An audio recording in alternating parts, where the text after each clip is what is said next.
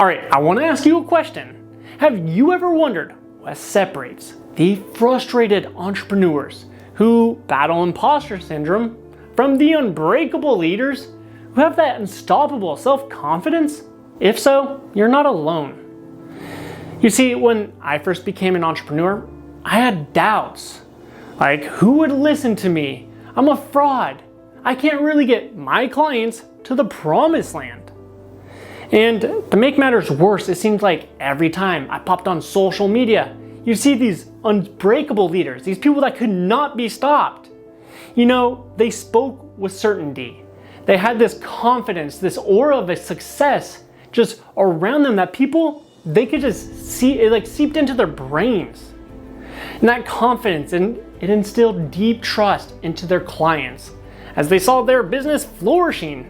Meanwhile, mine was stuck. Ultimately, I was left feeling so insecure. I felt like a stray dog wandering the streets. But it was in this moment when I hit my low that I was questioning my self-worth, questioning my ability to help other people's lives. You know, if you're like me, you ventured out on the path of entrepreneurship because you have a specialized skill set. You have expertise that can end suffering in other people's lives. But when you're operating from this low-level place as a frustrated entrepreneur like I was, it hinders that ability to create that change, to create a real impact in this world. And it was when I hit this low, when I was operating on a low level, that I asked myself, what do these unbreakable leaders have that I don't? Are they born with something that I don't have? And ultimately, the answer was no. They're human just like me, just like you. They weren't born with anything that you and I don't have. So then I was like, all right, well, what skill do they have that separates them? And the answer was persuasion and influence. Now, a lot of people, when they hear about persuasion, they go, oh no, like persuasion's bad. And you know, you don't want to manipulate people. And look, persuasion and influence is a skill. It's not bad by itself. A skill is a skill. Good and bad are all relative. It's a meaning we attach to them. Now, where most people mix this up is how that skill is used. You know, as an entrepreneur, if you don't have the ability to persuade and influence someone, well, you're not going to be able to get them to enroll in your program, and thus, you won't be able to impact their life. But if you master the lost art of persuasion and influence, well, guess what? You can persuade them to join your program and get them the results that will end the pain in their life. I mean, when students or clients go to you, well, they're trying to end some pain or misery in their life using your specialized skill. So without persuasion and influence, you're not going to be able to better this world. I started studying persuasion and influence, and I noticed that there were 3 underlying factors. Well, ultimately there's more to it, but 3 main key ingredients that are so powerful that if you implement them into your life, you're speaking on a day-to-day basis, your business is gonna skyrocket. So what are they? The first being sleight of mouth patterns. Now you might be wondering, well, Adam, what are these? And essentially, it's the words you use. However, strategically crafted. For example, metaphors and analogies. They're really powerful for helping your potential clients or your audience understand how your product or service can help them. You know, it's kind of like you're putting on the glasses on them so that they can see. You see what I did right there? That was an analogy or metaphor. Putting on the glasses so that you can see things clearly. It kind of reframes it for the brain. It speaks to the subconscious mind. The subconscious mind, well, guess what? It controls 90 to 95% of the decisions we make in our entire day. I know you might be thinking, BS, what are you talking about? I make all my conscious decisions. And you do. Only 5 to 10% of them though. So let me explain. When you wake up in the morning, do you think about which arm am I gonna roll on?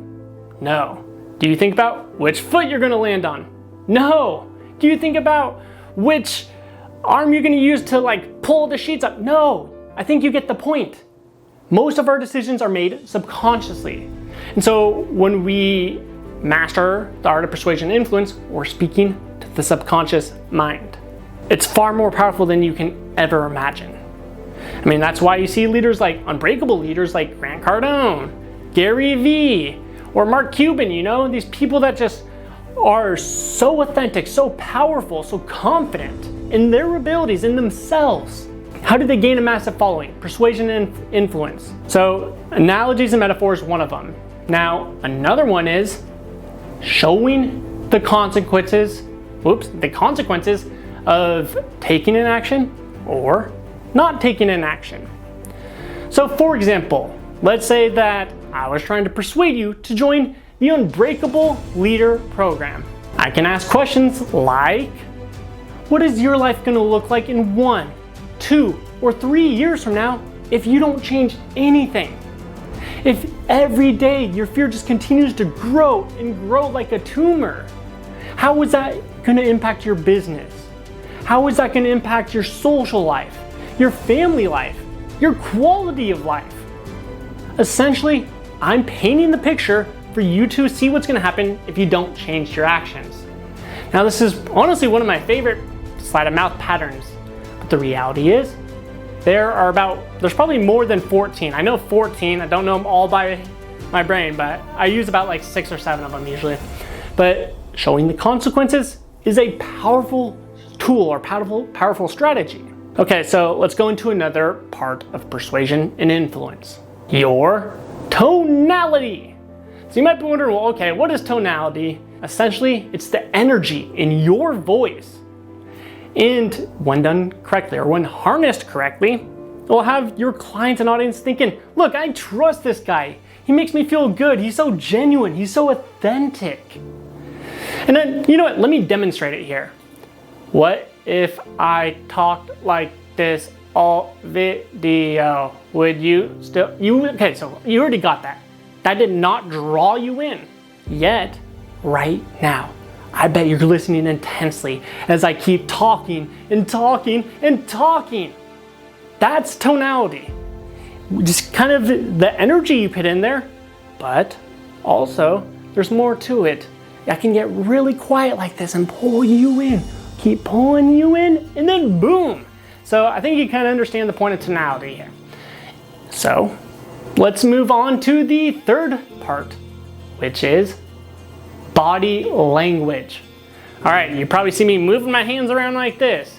So basically I formed the habit of it. I was intentional to form the habit of it so that now I use my hands when I talk.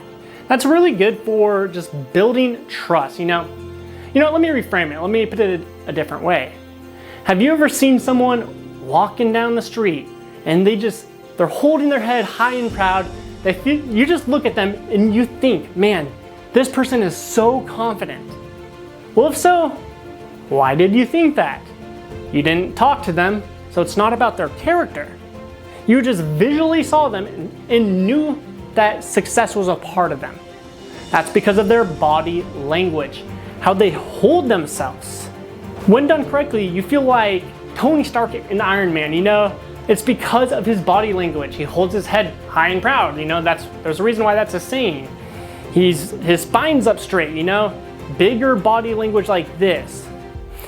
And really further point, I remember one time this lesson really sunk in with me. You know, I was out at a bar and I saw this girl and literally she was talking or whatever, but I saw her she was telling a story and she went pew pew like that. And I don't know why, this might be too much information, whatever, but I was like really attracted to her in that moment. Just when she went pew pew, just something like that. And I was like, I just was in my mind going like this. I was consciously aware that something she did with her body language drew me into her. And looking back at it, it was because of those little gun movements. Anyways, body language is really important for persuasion and influence. In persuasion and influence, guys, well, when you harness this, something special happens.